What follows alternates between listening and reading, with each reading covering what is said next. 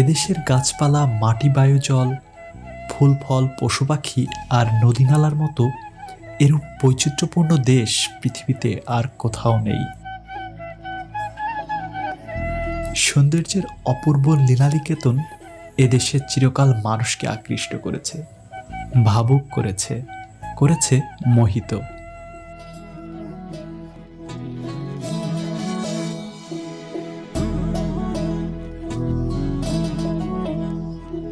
নৈসর্গিক সৌন্দর্যের কবিচিত্ত মুগ্ধ হয়েছে শিল্পী, সাহিত্যিক।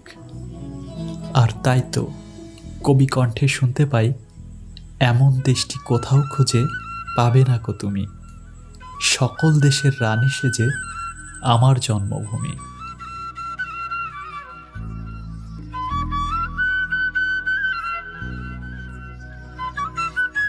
আমার